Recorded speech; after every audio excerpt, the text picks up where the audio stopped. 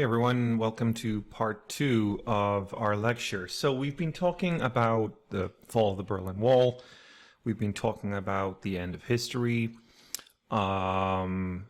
We've given some indication in the first half of this lecture that we'd be talking about philosophy, but we haven't really got there yet. But I think the most important thing in the first half was just to get this sense of like, why Fukuyama is kind of so optimistic about it being the end of history, it being the end of political history with a capital H, remember? But also some of his worry about like what the problems might be, right? That we might just like get bored. There wouldn't be an external challenger because philosophically that doesn't make sense. Like there's no external challengers to really to be had, but the internal challenge might be that we just kind of get bored, right? And then maybe we'd want to restart politics as a result of getting bored. So anyway, it's time now, I think, to kind of go a little deeper and to think about Fukuyama sort of philosophically, if you will. And he was, as I've given a hint in the first half of the lecture, I've given this hint that he was influenced by a philosopher by the name of Hegel, who was someone who really sort of was preoccupied with the idea of dialectics. And so on the screen here, I've made this little diagram that you can look at that kind of gives you an indication of how dialectics work in history. And you can see this map that sort of, there's a common sort of pattern running throughout history from the beginning to the end. If the end is at the top, and that arrives in globalization, then the beginning is, you know, maybe human beings living as some sort of primitive existence. But what's the kind of connection here? We have a couple of different terms we need to sort of look at. First of all, you know, you can see in this pattern, there's sort of a beginning and a number of chapters, or even there's a middle and there's not a chapter, and then there's an end, right? Now, it's not so much like up to us to fill in the blanks here about what's in each of these stages, but we do want to take note of an important word that Fukuyama uses a lot in his book, which is the word themos. Now that's a classic word. It is a Greek word for the part of the soul that hungers for recognition. And I really want you guys to know that word. It's not in your textbook, but I think it's a good word for you to know, because every human being, according to Hegel, has this desire to be recognized, right? And at the end of the day, only democracy is really capable of recognizing it, but it's the most fundamental human need for Hegel, right? And it's basically this battle, this series of debates, as it were, throughout history, is about trying to resolve this quest that we have for recognition. Because of course, not everyone can be recognized. You know, in a monarchy, for example, one person is recognized as the king or the queen, and the rest of us are like not recognized as equal beings in front of the law. So there's a hint right there, you know. So what political system maximizes the recognition for everyone in a society, right? And so the process of history is about somebody saying they should be recognized, and then someone else saying, no, like we have to be recognized too. And eventually they have a fight, and hopefully on the other side of that struggle, there's a broadening of the terms of recognition. And the question is to figure out the political system capable of doing that in each and every time. But that explains for Hegel, at least for Fukuyama reading Hegel, how it is you get from the beginning of history through the middle to the end. Okay, so like one big moment for Hegel really is the arrival of democracy. This happened for Hegel with the French Revolution, because from that moment onwards, then there's no real struggle or conflict over the large issues. And of course, Hegel was writing in like 1806, right? And you know, famously believed that Napoleon himself was kind of an embodiment of history, that kind of thing. But the idea is that, you know, this quest for recognition is the big special thing that's going on in history. Everything else is kind of more like ordinary, like economic activity is important for Hegel, but it's not as important as this, right? So when we reach the point of the French Revolution, and the French Revolution gets expressed perfectly around the world, that's for Hegel, that's what's going to be the end of history. Now, of course, that's just one way of looking at the dialectic, okay? And some people famously were critical of this idea. Most famously, Marx was critical of it because he believed that this quest for recognition was a very bourgeois idea. What Hegel wasn't seeing, but that Marx could see, was that the French Revolution liberated merchants and it liberated people in the cities, the bourgeoisie, right? If you break that down, if you translate that from French literally, it's the townspeople, right? The bourgeoisie. So the French Revolution liberates people in the cities and the merchants, but it doesn't really advance the economic well-being of the people in the peasantry class, for example.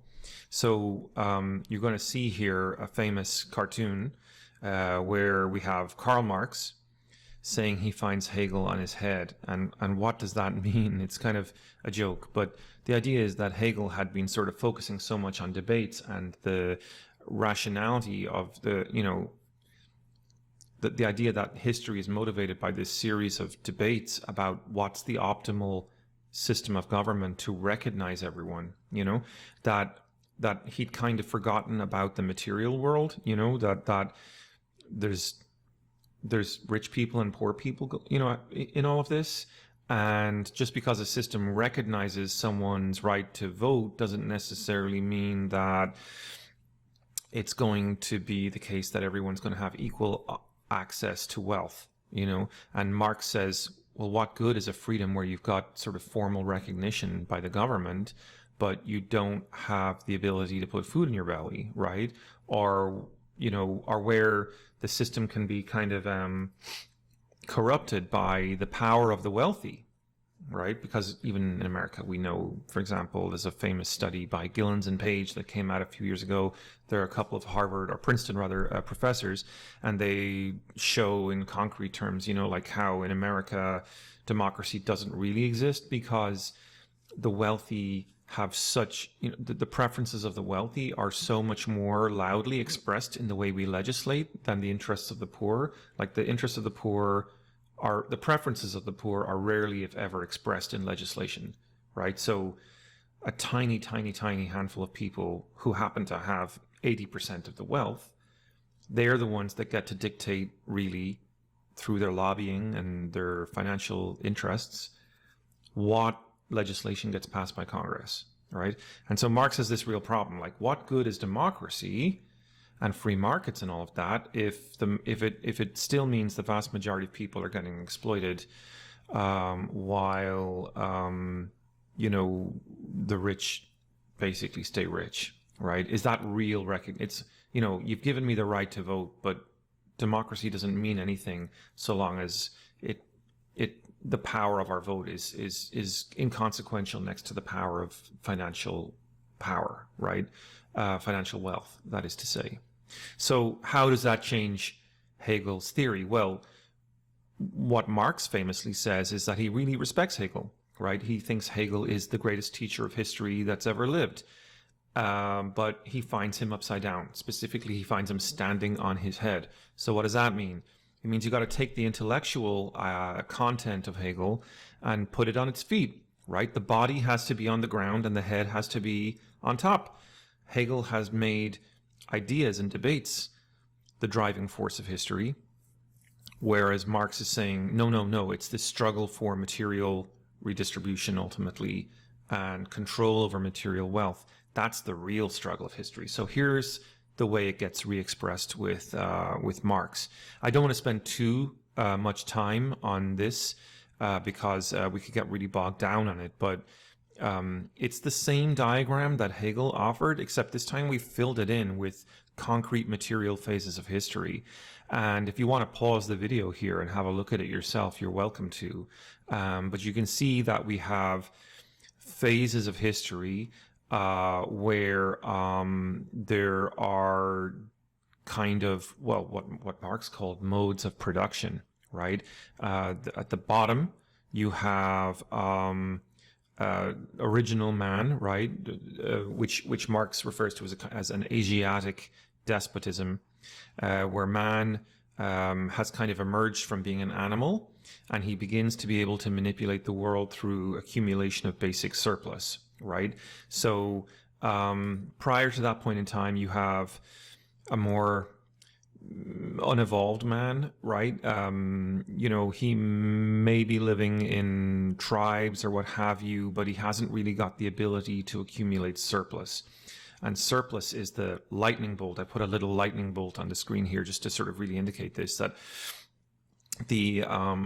it's the minute that you have the accumulation of surplus that things get interesting for Marx, because all of this whole political question for Marx is, what do we do with surplus? The minute you have surplus, the minute you can grow more grain than you can consume, which human beings have to be able to do if they're to survive the winter, right?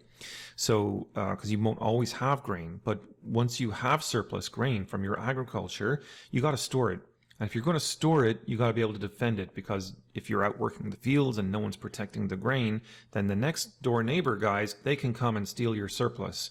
So it's this question of surplus that really makes things interesting for Marx. So the lightning bolt that kind of changes humanity and gives us what we all call today the state, right? Government, in other words, is this arrival of the surplus. Why does surplus give us the state? Because actually, surplus needs an army to defend it. It needs a security force. It needs a military. And you can't have a military without a bureaucracy, because, well, think about it. Military don't work in the fields. Military don't make money. They're not really contributing anything but defense. So military doesn't make wealth. Military consumes wealth. And we all know this. Like, we pay taxes, and a lot of our taxes go to the military. So this is the birth of politics for Marx, right? It's this question of the bureaucracy emerging. The bureaucracy is the state, the thing that levies taxes on us and spends those taxes in the defense of surplus from the neighboring community, right? Now, obviously, I'm kind of skipping over some things, and it's obviously a very complicated history, and Marx is a complicated guy. But what I'm trying to sort of get at is the next step, which is the dialectic, because, of course, you have the potential for the state to be too dictatorial, and it has to deal with the fact that at that their early stage there's no democracy or anything. The state's very pushy, and so if people want to engage in trade or any kind of free activity in the marketplace, the state is going to have a tough time dealing with that, because it wants to manage and control everything, right? So the revolutionary struggle is between people who kind of feel like the state is controlling everything, and those who want the state to be integrated. So the what has to emerge is a kind of an ideological program where people are persuaded to be part of the state, not because the state has the army, and if you don't do what we say, we'll kill you, but because we are correct. We are morally correct, right? So you agree with us, not because we're forcing you to do what we want, but because you believe in us, right? So we bring God into the picture here. The state creates a kind of a religion, and the landed aristocracy, the kings and the queens, come into play here.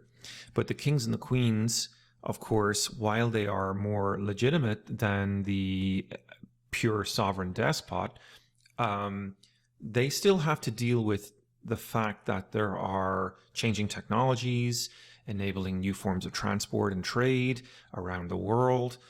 You start to see the emergence of the desire for people to engage in this kind of trade. And Marx says this is very important to keep your eye on this, because by the time you get to the 17th to 18th centuries, you start to see this group of people, merchants, living in cities, engaging in trade, engaging in manufacturing, who have a kind of a power base that the state can't really control this time. Like last time it kind of could. It had to give way a little bit, and it had to create religion to manage the problem. But now it really it has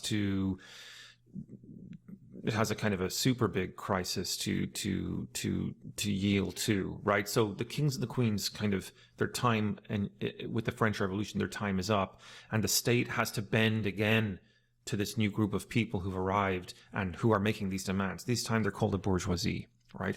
So they're making demands now instead of the slaves and the nomads and the barbarians, and you end up in a place where the form of government has kind of moved towards the will of the marginalized people who are looking for more recognition, I said recognition, that's the Hegelian term. What they were actually really looking for was economic freedom, according to Marx.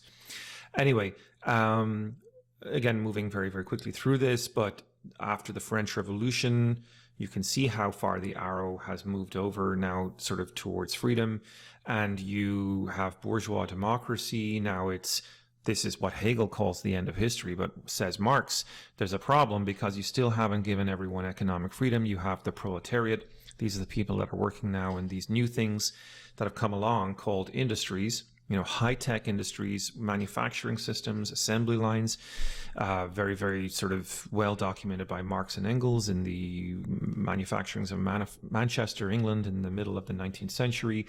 Very, very important to know about it. We live now in the age of capitalism, and these guys, the proletariat, are looking for the arrow to bend again, and they're looking to engage in conflict and sort of finish the project of history. Now, the project of history from Hegel's point of view was already finished, but says Marx is this next step, and the next step will bring us to the final point of history beyond the point which Hegel was willing to recognize, which is where there is in fact no more basis of obfuscation of political rights, and now everyone has equality. We could talk about property rights and things like that. It gets complicated, but basically the idea would be that by banning private property, which is not, of course, to be confused with personal property. I used to think when I was a kid that communism would kind of take your clothes and make you wear like a uniform, and I think some versions of like communism have done that, but in fact, when you read about it, there's a lot of different versions of communism, right? There's a lot of different theories of what it can be. Some are very dictatorial, some are really not at all, some are very democratic. Marx himself, I think, had that more democratic version. And so we shouldn't really confuse Marx with the USSR and Lenin, although some people do make that connection. You see people like Jordan Peterson make this point all the time, that there's an inherent tendency towards dictatorship in Marxism. I think that's really probably not true, actually. I think Jordan Peterson doesn't really know, he doesn't seem to know that much about what he's talking about when he says that, because in fact, if you read Marx, he's very stridently a Democrat, It's not till after Marx's death that you have Lenin and Stalin and people like that who seem to have this more kind of like state-focused dictatorial version of a transitional regime of communism. But that's not what this lecture is about. This lecture is just about to show you that, Marx had this different version of history and the dialectic than Hegel did. And, I wanted you to kind of have this sense of how this works. So here we are. This is actually a summary which we get from Cynthia Weber's book. It's a diagram which I think is useful. As you can see, Marx and Hegel have both this, as I've just mapped out for you, dialectic theory of history, where you have these forces clashing throughout history. And we've understood that for Hegel, the big driving force is the desire in our hearts and minds for recognition. And that leads Hegel to believe that the French Revolution is the end of history. But of course, Marx comes along and says that the end of history can only be realized when everyone has equality economically. And so you have these two different kind of versions of the dialectic. And the phases of history are a little bit different for them as well, right? So what's clashing in the Hegelian version is ideology. What's clashing in the Marxist version is the relationship between economic classes. Now, of course, with Marx's intellectual dominance in places like the Soviet Union, we never really got to find out if Hegel's version was true or not, because this Marxist version of the dialectic won, at least in that part of the world. So we never really got to see Hegel's prophecy come true. And a lot of people thought Hegel's prophecy was wrong because of the prevalence of this very, very different version of the dialectic as an influencing force on the way government was carried out in many parts of the world. Okay, well, says Fukuyama, we've got to bring Fukuyama's voice back in here, because he's writing in 1989 at the end of communism, at the end of Marxism. And he's like, how do we make sense of this? And so he goes back philosophically to Hegel and says, haha, what actually if Hegel was right all along? The Hegelian version of the dialectic was true. The Marxist version was incorrect. Only we didn't get to find out about that because the Marxist version was kind of running the show in a huge part of the world, right? So the end of the Cold War for Fukuyama is the triumph of liberalism. It is the economic collapse of the Soviet Union. But the economic collapse of the Soviet Union shouldn't be just thought of as an economic catastrophe for the Soviet Union. What's really going on is the return of what we called a couple of slides ago, themos, right? That desire for recognition. So when people are crossing the Berlin Wall looking for their Marlboro cigarettes and looking for their, I keep saying Marlboro cigarettes, and their blue jeans, right? Their Levi Strauss blue jeans, they're acting as consumers, but the consumer is it's their way of entering to the marketplace and saying, like, look, I'm a dignified human being. Like, I have the right to buy these things. I didn't have that right in the world I was living in beforehand. So, okay, if you're with me so far, now it's time. I hope you're with me so far. It is a bit complicated, isn't it? But I think if you basically understood what's in this slide, you're there, right? Because the key point, if you're lost, all you have to know is that the end of the Berlin Wall for Fukuyama meant Marxism had been discredited, but not necessarily the dialectic. And you could go back to Hegel and you could find a different dialectic that was based on idealism and desire for recognition, which could be obtained in democracy, what Marx had called bourgeois democracy. Marx didn't think it was bad necessarily to live in bourgeois democracy, but he didn't think it was good enough for everyone, and it disregarded the rights and actually the democratic rights of huge amounts of people. But the Marxist experiment failed, and even though it was, shall we say, well-intentioned, says Fukuyama, it actually wasn't able to do what it tried to do. It couldn't get both the idealistic recognition and the materialistic recognition.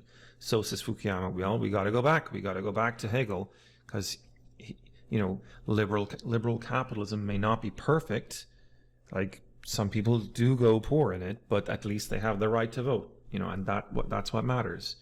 Okay, so if you're with me there, you basically got why Fukuyama is so full of conviction that the end of history matters. Now we have to ask the question, what does this mean for IR? Now, I'm going to start talking to you guys about some movies here, but just before I do that, I said earlier on to you that Fukuyama was worried that if all that there was left of politics was fine-tuning, right? In other words, if the demands of our post-political age or post-ideological age, in other words, the age of the end of history, if all that's going to be going on there is the pursuit of fine-tuning the economy, solving technical problems, maybe some environmental issues, or figuring out how to balance consumeristic demands, then he uses this phrase, and I really want to share it with you. And I think Cynthia Weber has it in her chapter as well. It's a very striking phrase that, humanity is going to be reduced, politically speaking, at least, to being the perpetual caretaker of the museum of human history. I love that phrase. That we're going to be politically is the perpetual caretaker of the museum of human history. It does kind of sound boring, doesn't it? Like, you just wander around a political museum all day long, and you can look at all these old school ideologies. You might be nostalgic for them, but you're not really ever going to feel political again, right? And actually, reading Fukuyama, a very Fukuyama movie, if you want to talk about a movie that captures this spirit, is the movie You've Got Mail, which features a very young Tom Hanks and Meg Ryan, the famous couple from, wasn't it Sleepless in Seattle? So, Meg Ryan going on a date with Tom Hanks in this film sort of is like expressing at one point in time, like the basic plot is she runs, I think, a bookstore, and the bookstore is going out of business because some Barnes and Noble or something opened up the street, and she's kind of like, oh, it's too bad because like I want to live an authentic life, and I feel like I'm not going to be able to live that authentic life in a anonymous corporate mega structure, like the Barnes and Noble or the whatever it is, the big mega bookstore corporation. They exist in every city around the world. Like what individuality am I going to have if I end up having to work for them, or if they buy me out or what have you? And so she's having a lot of these kinds of conversations about the philosophical stakes of the arrival of the mega corporation. Of course, this is happening in the 90s, right after the fall of the Berlin Wall. And in the end, her friends persuade her that that the way forward is to kind of accept the mega corporation, and it's a strange one. Like today, I don't think you'd make that movie because we're more critical of that decision. But her decision then was to kind of get with Tom Hanks, who is she doesn't know it. They've been communicating with each other back and forth by email the whole time. And they, in real life, they know each other, they hate each other, but they're on this dating site and they're kind of anonymous to each other online. So they're having kind of two relationships. They have never met each other online. They don't know what each other look like online, but they've got this email relationship going back and forth in the early days of the internet. And then in the real world, they kind of hate each other's guts, and then eventually they find out who they really are. I'm like, oh, you're the guy from the internet, whatever. Anyway, so add it all up, at the end of the day, Meg Ryan, who's running this little bookstore, who's been worried about her individuality and her calling in life, and she surrenders it all. She's like, no, fuck that shit. Excuse my language.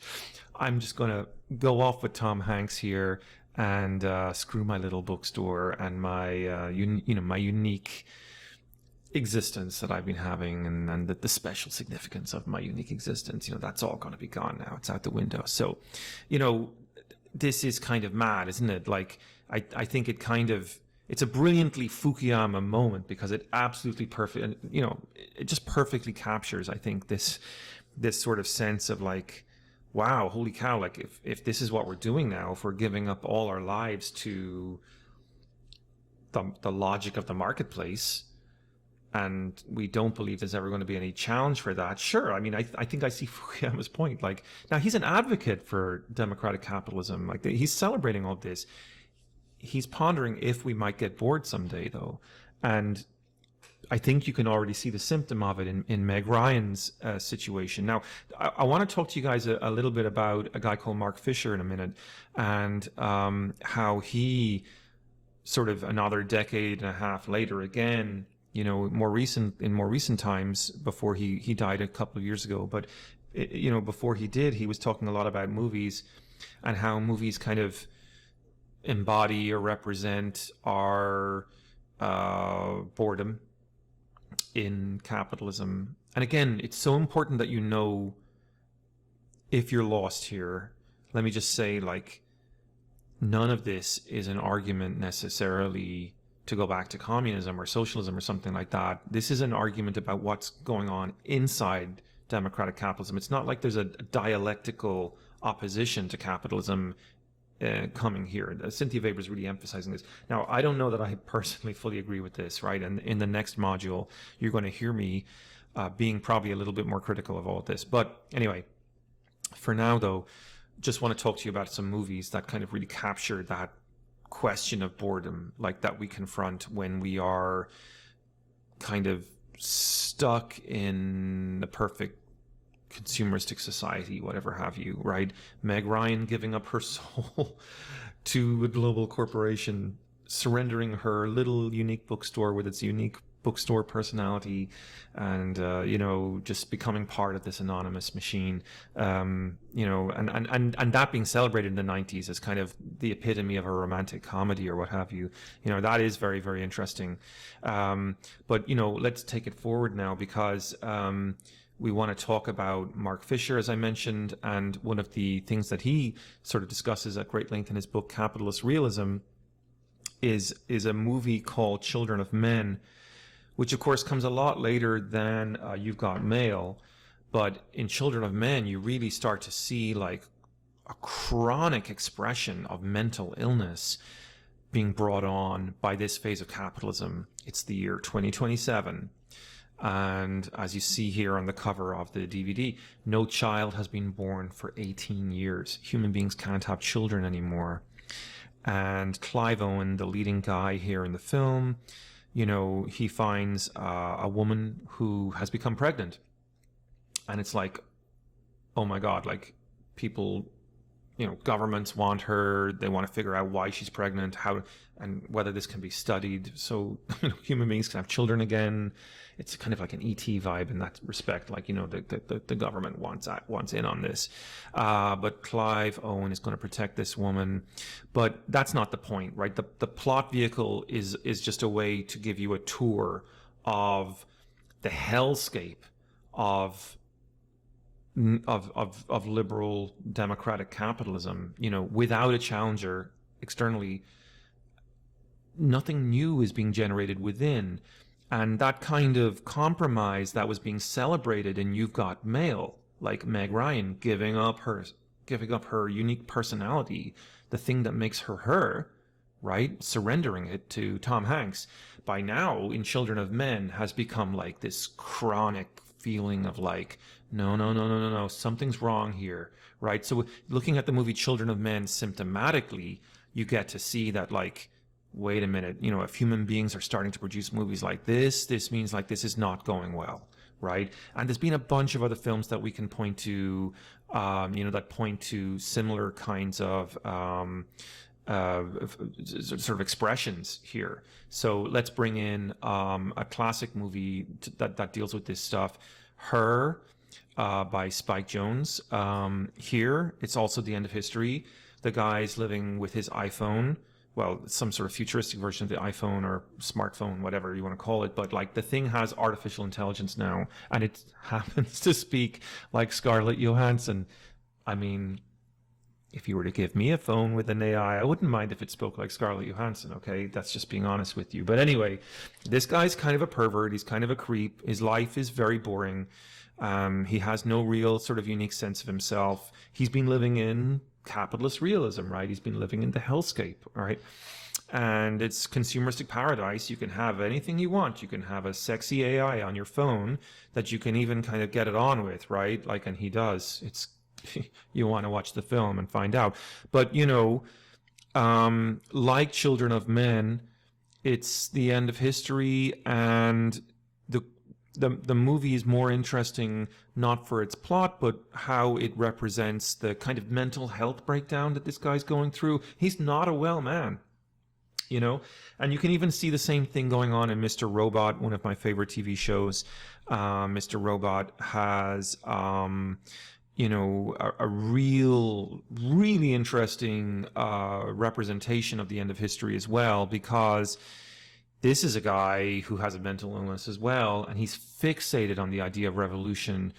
But like every single time he's a genius hacker, right? He can bring the whole system down. He can bring the banking system down every time he gets close to doing it. He kind of stops himself. His alter ego stops himself. It's just kind of really weird.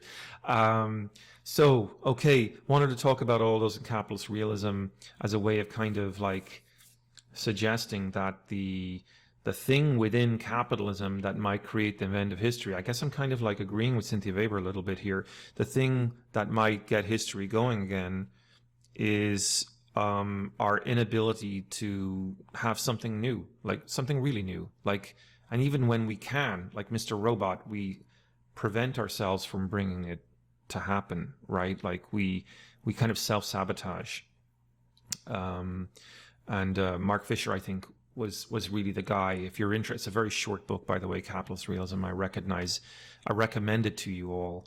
I think you'd love reading it. So let's talk about the Truman Show, because that's our focus for this module. Now, I'm not gonna like say tons and tons about the Truman Show, because like you should watch it, right? And it's a very fun movie to watch. It's brilliantly told. This is a guy who's not living at the end of history. And you might say, back up, rewind, hit pause there. What did you just say? Why is Truman not living at the end of history when this is a class and a lecture about the end of history? Why would you do that? Why would you do that to us? The point is, Truman is, of course, unbeknownst to himself, a live action character in a reality TV show. One of the first ever and most brilliant reality TV shows ever made. Because there's this guy called Christoph, played by Ed Harris, who's the creator of this show. And the show exists in our world, right? Like, we are the viewers of, well, we're supposed to be, I suppose, the viewers of this Truman Show, this reality show. Now, we know Truman's in a reality show. The people in Truman's world all know that they are actors acting out the reality of Truman's world. Truman himself was born in this world and has no clue. So everyone in the Truman Show for the 30 years of his whole life have been actors. You know, he was born to an actor. He's living his life in this Sea Haven Island that seems to be kind of vaguely set in, like, look at it, like everyone dresses in a kind of a 1950s kind of way, you know, and that's really interesting. Like, what's going on there? Why is everyone dressed in this 1950s way? What's going on? What's that nostalgic for? That's the world after World War II. That's when America was still fighting the good fight. You know, it was believing in its own sense of purpose. The people outside the Truman Show, you know, they're living something more like the 90s, right? They're living in the post-Cold War world. So naturally, they would be nostalgic for that sense of purpose and meaning, because people living after the end of the Soviet Union are kind of cursed, no? I mean, they're cursed like we're cursed. If you buy the argument, you may disagree, but if you buy the argument, the curse is that all we have is things to consume. So we have our AIs on our phones that we can have sex with or whatever, and we don't have a sense of purpose. We don't have a sense of higher purpose. It's every day we get up and do our thing and then go to bed. And of course, coronavirus has come along since then, which makes it even harder, because I don't know about you, but I've gone mad, totally mad in coronavirus, completely insane, because of lack of human interaction. So not only am I living in the end of history, just like you guys are, but, you know, if you live on your own, then you're kind of stuck even in a paralysis within that paralysis. So that's kind of interesting. So anyway, back to Truman. Truman has these people in his life that appear very real to him, and history appears very real to him. Like, he believes that there's a real history going on around him. And the question I think we have to ask as people watching this movie is, what's the movie trying to tell us about the nature of our world? Why have the people in the movie gone to such lengths to create this fake reality? Why would they make a TV show with a guy who doesn't know he's in a fake show. And here's the answer that Christoph gives us, right? The answer is we've become bored of watching actors give us phony emotions. We're tired of pyrotechnics and special effects. While the world Truman, inhabits is in some respects counterfeit, there's nothing fake about Truman himself. No scripts, no cue cards. It isn't always Shakespeare, but it's genuine, it's a life. So the most important word here, guys, is the fourth last word in this quote, genuine, right? Truman is authentic. None of us really know who and what we are. We don't know why we're here in this world where nothing new ever happens. For Truman, the new can really still happen, and of course it does, because it's a script, right? Like, it's the world around him is all kinds of new things can happen. So in the movie, we are watching a man, Truman, who doesn't know he exists. Well, he knows he exists, but he doesn't know he exists as like that we're watching him, that he's a character. He doesn't know he's a character. He doesn't know there's a world outside of his world. And in the outside world, of course, there's billions and billions of people watching every week, because globally they're all addicted to the Truman Show. And the movie really wants to emphasize this relationship between the post-history public and the actual history Truman world, right? We are all addicted to our screens in the outside Truman world, right? We're addicted to watching Truman because our lives have no meaning, right? So we find meaning not in our lives, but by observing the history, the museum, as it were. Like the Truman Show is a living museum, as we're about to see, right? So Christoph is telling us, like Fukuyama is telling us, like that we're making this show because people are so bored. That Truman represents the world to us as it should be. That's like exactly a quote from Christoph. So how is this movie going to resolve itself dialectically? That's a very good question, right? If we now try to think about how the Truman Show relates to dialectics and relates to history, you start to see something very interesting, because of course Truman begins to understand that something's not quite in his world, that he doesn't have autonomy, he doesn't really have the right to make decisions. He starts to detect that decisions are being made for him. And as the movie goes by, he puts together more and more pieces of the puzzle, and he begins to find out about the existence of Christoph. First of all, I think just by intuition, and then later on, finally gets to talk to the man himself. And of course, what does Christoph represent? Christoph represents the forces of authoritarianism or totalitarianism, where just as in the Soviet Union, you didn't have the right to your own desires, right? You had to kind of take what the system would give you. You couldn't have the blue jeans and the Marlboro cigarettes. So we have this dialectic tension between the desire for recognition, the liberalism, if you will, of Truman, the totalitarianism of Christoph. So so that makes Christoph a kind of a complex character for us, actually, if we don't want to think about Christoph for a second, because obviously he's the bad guy, but he's saying some things that seem kind of true, right?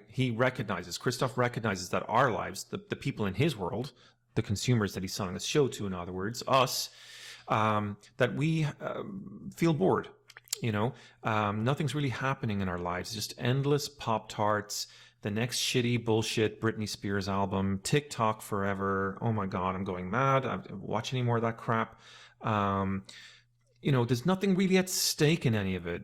All right, like, now, this is all like pre-COVID. So if you're sitting at your screen thinking like, well, what about COVID? I mean, yeah, I'm right there with you. I think COVID maybe has changed the relationship with this argument a little bit. But, it'll be over next year. I assume. I could be wrong. But I assume COVID will be cured, and eventually we'll find some way to go back to some kind of normal life. So that will be back to, you know, Christoph's reality again, and we'll still be waiting for the next, you know, album of some stupid pop star, K-pop, whatever, right? So so we live, you know, we are Christoph's audience, and that's the complexity of Christoph. Like, he is telling us a little bit about ourselves, and we are watching the movie just as the audience in the Truman Show is watching Truman. But of course, we are aware of a broader dialectic, because we are, of course, aware that of something the audience in the show is not aware of, which is that Truman is kind of fighting to be free, perhaps not just free of Truman's world, but free of their world as well. Does that make sense? Like, the audience in Truman's world doesn't know that, right? They think they're living in reality, but of course we're watching them. So that's a whole other question. Maybe that's making it too complicated. So one question that we could ask here, like, is, are we superior then to the audience watching Truman Show? Like, because if you think about it, like, you know, I always get students hating me for saying what I'm about to say, but I really believe this. The Avengers movies are terrible, right? They are the worst fucking movies ever made. They are plotless, shallow.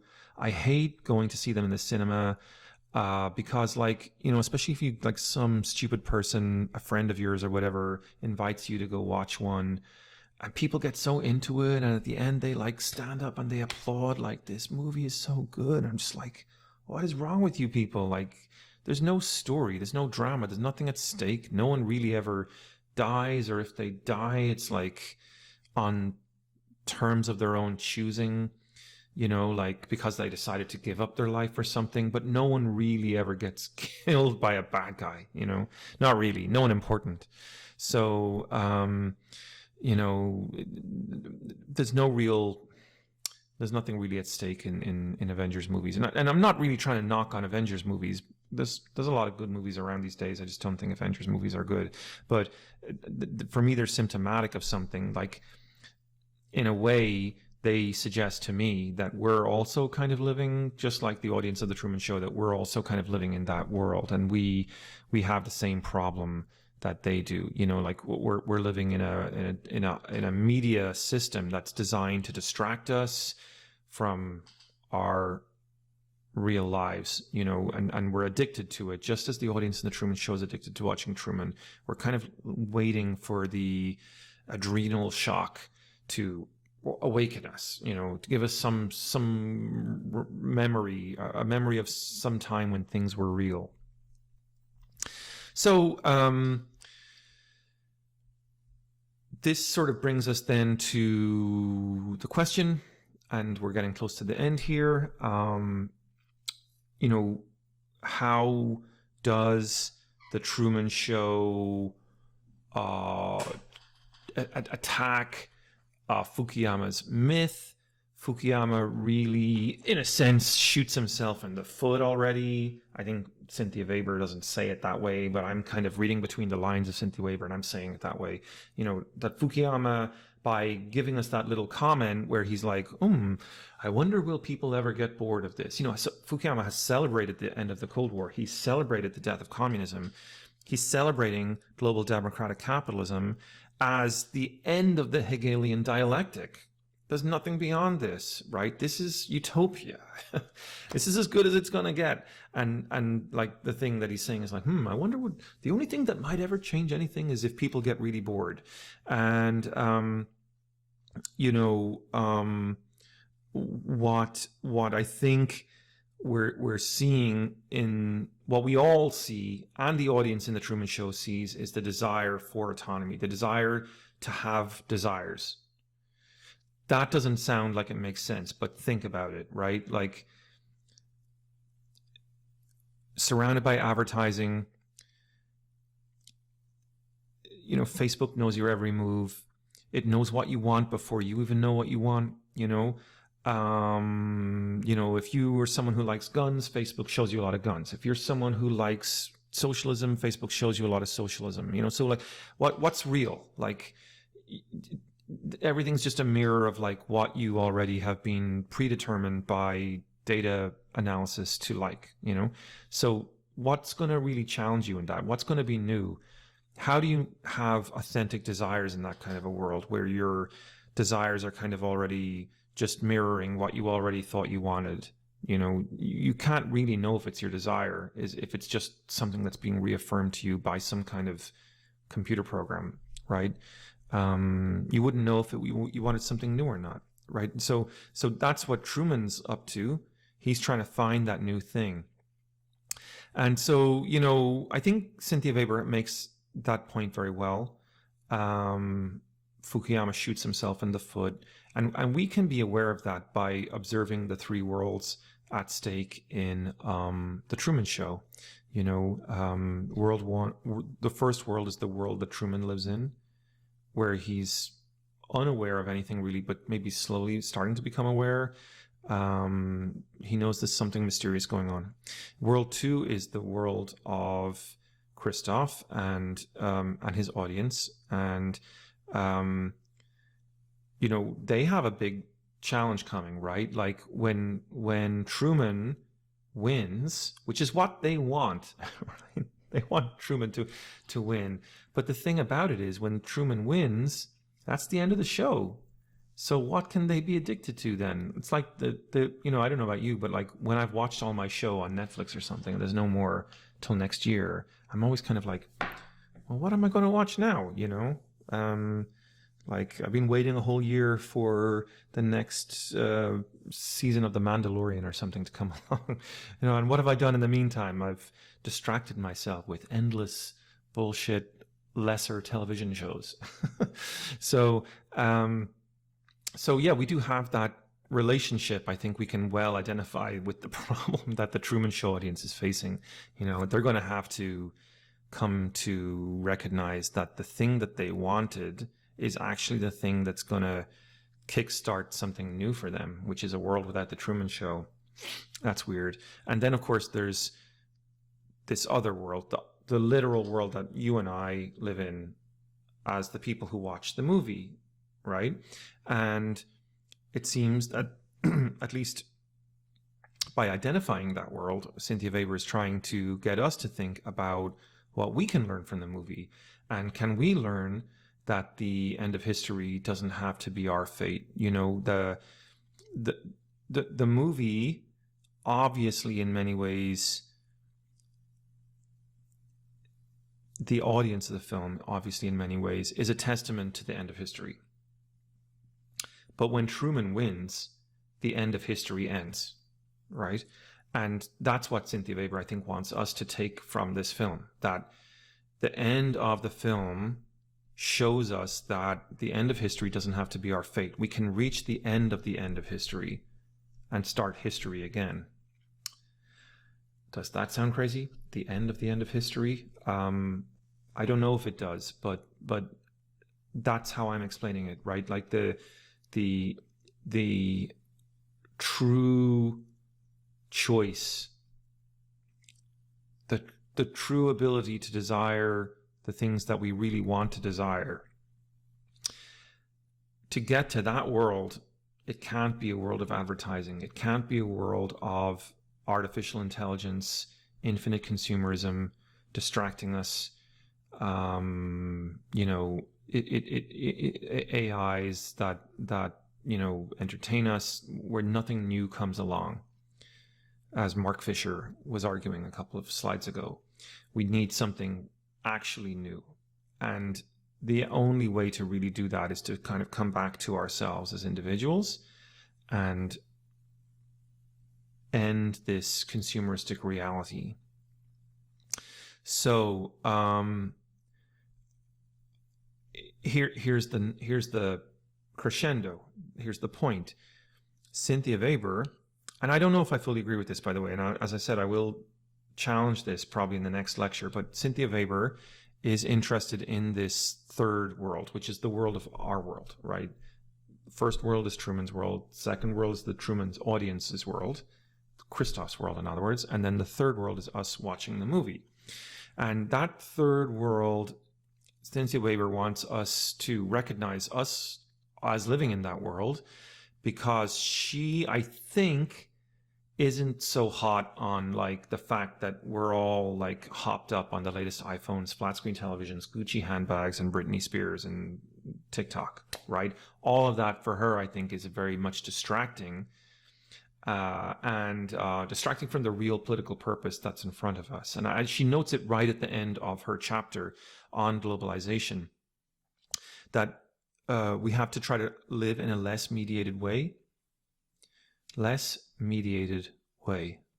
Less mediated way. Like that our lives have to be more about direct interfacing with the world, not what the screens are modeling for us. Like we can't be finding our drama, our purpose in the world by watching purpose acted out and represented us for us on the screens. We have to find our drama and purpose on our own terms. Turn off the televisions. Now, to give you a little kind of heads up, in the next section, I am probably going to disagree with this a little bit, right? Because, and it's not that I'm right and Cynthia Weber is wrong. Okay, that's not my point at all. But what I do want to kind of get you to think about is like, well, Cynthia Weber is herself a theorist, and she herself has an agenda, and it's possible she hasn't been fully upfront with us about that. Like, you know, this is the first time in this textbook that she's really kind of given us a hint about the kind of world that she wants us to live in, like the kind of world that she herself would prefer to live in. I don't know that we've really seen that in any of the chapters we've looked at so far in the first half of the course. And I think you do get to see that in this second half of the course. That's my point, is that she begins to sort of express herself more politically, and you don't have to agree with her. And I'm not sure I do. I mean, I kind of think that screens and iPhones and all the rest, you know, I think that can be part of our future. I don't know that to get out of Fukuyama's trap. I think I agree with Cynthia Weber that Fukuyama has us in a trap. I think the end of history is something probably that we need to escape. I think we do need to get to the end of the end of history. But I think that it's not clear that, you know, we get there by turning our TVs off, right?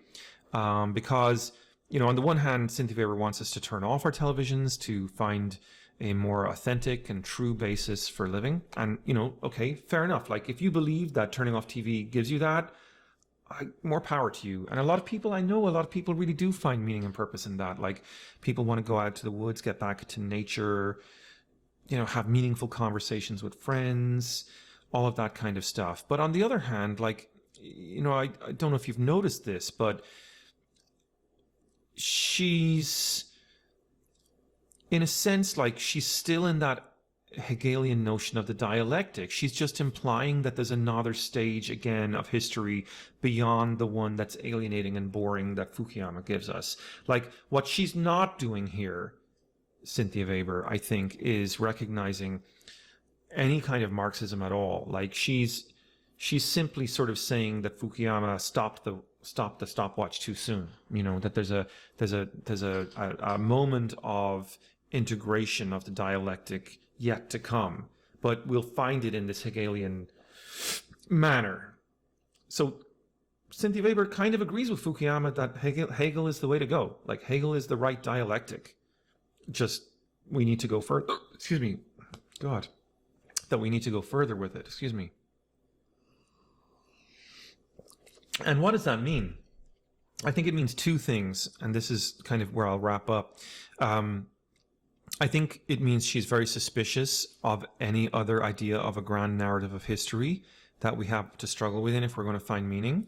namely Marxist. I think it means Cynthia Weber doesn't like Marxism, number one, and it's not clear that that's a good or a bad thing, but it could be a bad thing if she's not being honest with us about that, right? And then secondly, she's not really telling us how we can restart Fukuyama's dialectic to get to that next stage of the Hegelian dialectic, right?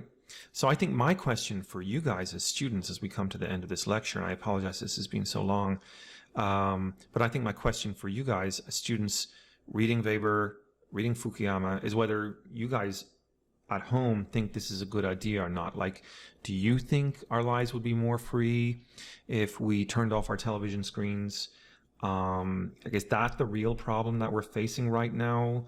Like, remember, Cynthia Weber wrote this chapter a long time before we had coronavirus. And I want to show you guys a little cartoon here that I kind of love. This is Francis Fukuyama. It's a Simpsons meme, of course, and it's Mo throwing, what's that guy's name again? Is it not Barney? Oh, I can't remember the name of the drunk guy. But anyway, so he's always throwing the drunk guy out of the bar, right? It's Mo throwing the drunk guy out of the bar, then dusting his hands, and then history comes back in. Just as he's thrown him out, he comes back in again, because he never really leaves the bar. So, is history going to come back and bite Fukuyama in the butt? Is history going to come back and bite Cynthia Weber in the butt? Well, Cynthia Weber, in fairness to her, is open-minded to the idea that history might come back again. But what she doesn't seem to be open-minded to at all, which is the thing we're going to explore in the next module, is whether that means that the dialectic might be Marxist after all. Because she hasn't really given us, she hasn't really given us a sense of how we get there. B, it's not clear to me, at least, how turning off our televisions and turning off our iPhones is going to, how being like the Truman Show is going to, like, turning off the Truman Show. I don't know, like, how that makes our lives better necessarily. I mean, I could imagine it gives us more meaning or something, but it doesn't change the fact, for example, as we see on the screen right now, that we have coronavirus. It doesn't change the fact that coronavirus is destroying our economy. It doesn't change the fact that the economy wasn't doing great anyway since 2008 and the financial crisis then. It doesn't change the fact that even before 2008, since the 1970s, wages haven't been keeping up with inflation. So, in a sense, like, the weird thing about all of this, and, it doesn't matter whether you're a Marxist or not, like, you don't have to agree with Marx's arguments for communism to see that the economy question is back. Like, capitalism is not doing well right now. We have, at the height of coronavirus, hundreds of thousands of people unemployed. Double-digit unemployment in this country. We haven't had that for a very long time. The stock market behaving very oddly, where, like, tech companies making tons and tons of money. Meanwhile, people are getting kicked out of their homes because they're unemployed. The unemployment benefits have expired. Our economic future is very unpredictable because we still don't really know how we're going to solve coronavirus. The vaccinations are very far away. And you get a lot of these wacko theories coming out. Like, and I don't apologize for saying wacko theories, but, like, no, respect to everyone. But, like, you're seeing a lot of people who don't believe in masks, and you're seeing repercussions of that, Trump ending up in hospital, that kind of thing. Suddenly finding out that the virus is very real. It's not just a Chinese hoax. It's the real deal, and it's quite dangerous. And, and it's something that we have to have multi-level solutions to, both government, state level, local level, and individual level, if we want to solve it. So, strangely, who it feels like we're living in a science fiction film, but that might just be because we're not used to history, and now that history is back, it does feel like we're living in a film, because that's the only way we've seen history for decades, is in films. We haven't really been living in it. We've been living in the end of history. Now we're at the end of history, and as we find, just as Fukuyama, we're kind of like Fukuyama, having thrown the drunk guy out of the bar. He's now coming back in to tap us on the shoulder. Right, guys, that's the end of the lecture. Sorry, this one went long, and I'm sure you're sick and tired of looking at me now, so I'll let it go there. Thank you. Bye-bye.